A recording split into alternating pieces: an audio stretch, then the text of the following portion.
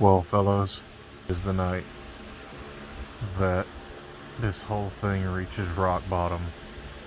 Because tonight I don't even feel like turning on my lamp and getting good video of myself. So you're getting a black screen. Maybe not entirely black. Maybe you can see this, maybe you can't. I don't know.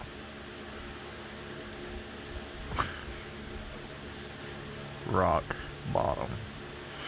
So, what's got us at rock bottom? Absolutely nothing. I'm not even depressed. I just really don't feel like laying on.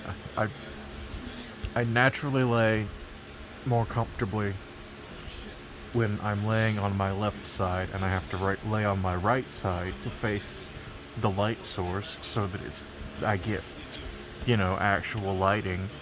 And I just don't feel like doing that. I also don't. I usually turn the light on when it gets dark just to have some extra light in the room, but I've not been doing that while playing Persona 5 Strikers for some reason. Probably because it's more story oriented. And honestly, by the time it's late, I'm usually just kind of watching it almost as a TV show or movie. Some of the longer dialogue sections, which is just like part of Persona. You know, it's very, very story based. So and almost all of Strikers is voice acted. Honestly, a massive amount of Persona 5 in general is voice acted.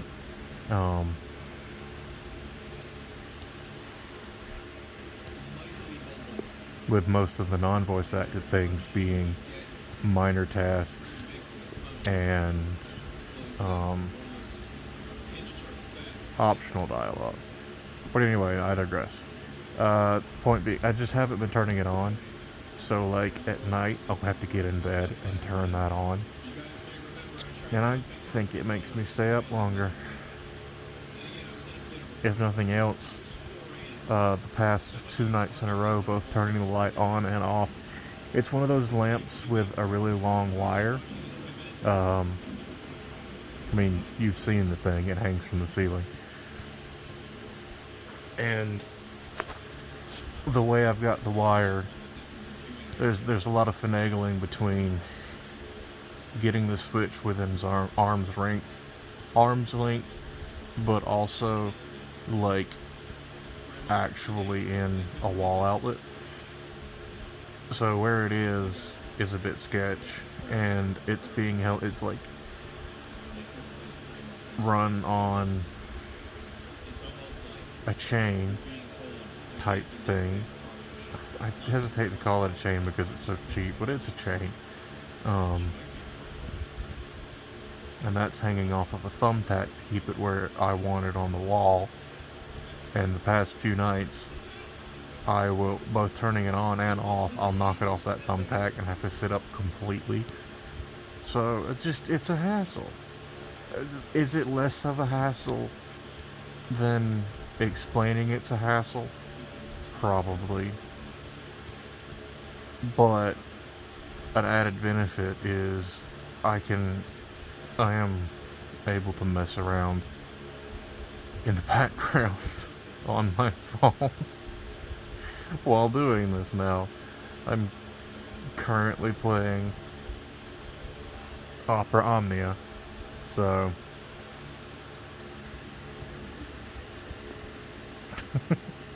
I'm a professional. Currently burning draw tickets. But anyway, today was pretty slow, which was nice after the last few. Not that the last few have been busy in any way, shape, or form, but,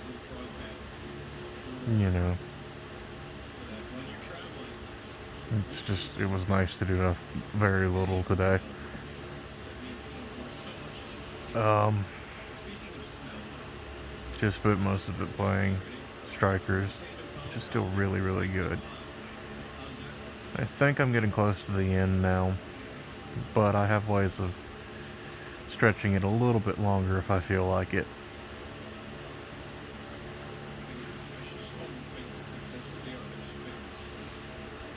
And if I don't, I think I'm close enough and strong enough to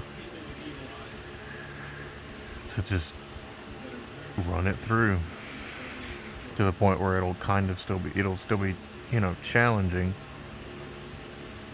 One fun thing about this so far is because the combat is so involved, even when objectively overleveled for an area, it is still entirely viable to just screw up and lose because you stopped paying attention. Now, granted, that applies for RPGs in general most of the time, but, coming off of Breath of Fire 1 and 2, when I could just auto through everything that wasn't a boss fight, and also some boss fights, it's a big shift to have to be on top of everything at all times. Hence the action part of this RPG.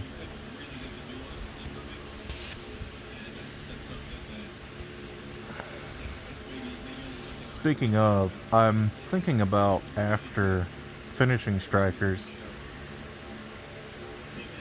because so far every time I've finished a Persona game, except for 3, and I'll get to that in a second, I've immediately played it again.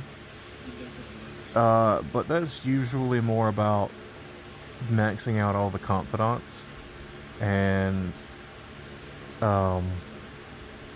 seeing dialogue I might have missed. And I don't know how much of that there is here.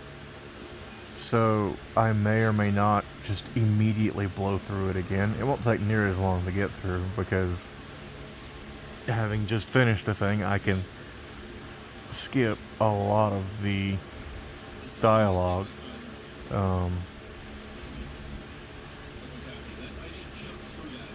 Which, I mean, yeah, sure, is arguably why you're playing the game, but also, they're just fun. It's just a fun system. Even the base games, especially the base games, I guess I'd say. For those of you unfamiliar, I'll very briefly, it basically revolves around, picking out your enemy's weaknesses like you do. But the difference is, when you hit an enemy with something they're weak to or a critical attack, they get knocked down. They do get up again, but not for a while. Sorry.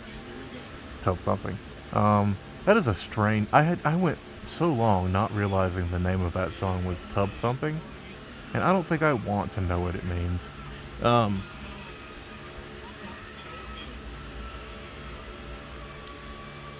But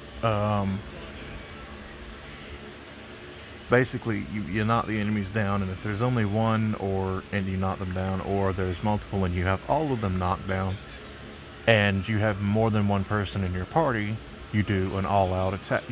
You can do an all-out attack, which does big damage.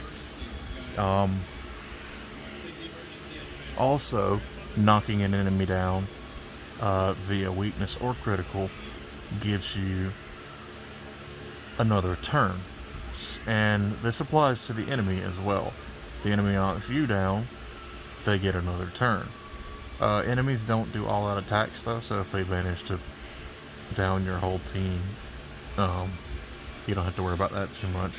It's also worth noting that you don't lose turns when you're knocked down, thankfully, but neither does the enemy. So they don't spend a turn getting back up, and they do get back up on their next turn. I'm pretty sure, anyway. It's been a while. I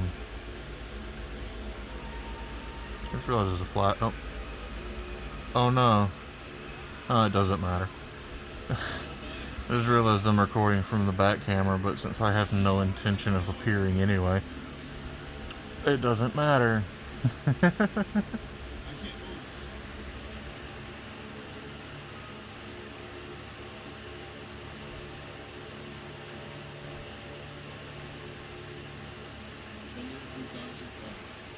But yeah, that system sort of applies in Strikers as well, in a fun way.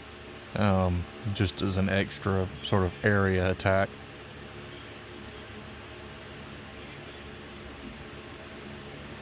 But yeah, either way, it really just depends on what New Game Plus is. If it's the same thing as it is in the base Persona games, I might, because basically the way it works in Persona is, you keep, the only thing you lose is your levels. You keep all of your items, all of your money, I'm pretty sure. And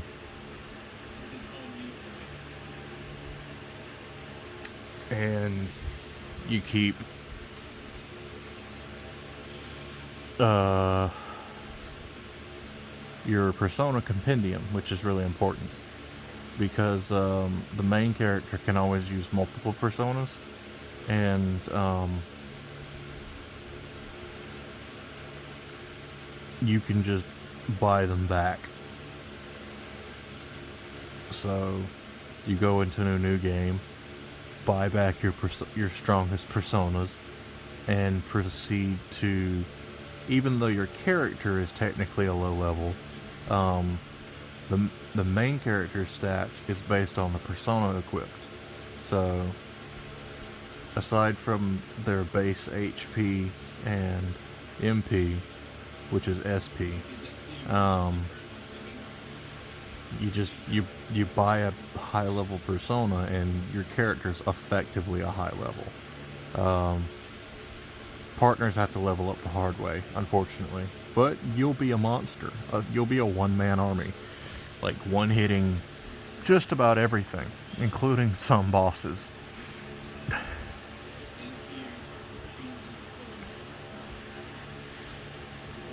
Yeah, it's just a fun series, though. It really, really is. And,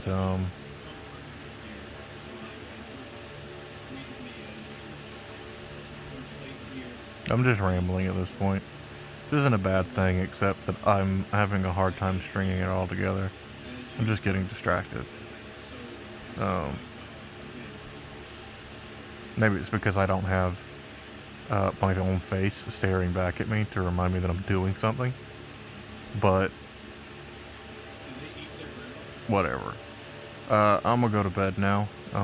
Maybe you'll get my face tomorrow. I'm gonna make it a point not to make these a habit. This is just peak laziness tonight. I'll catch you all tomorrow.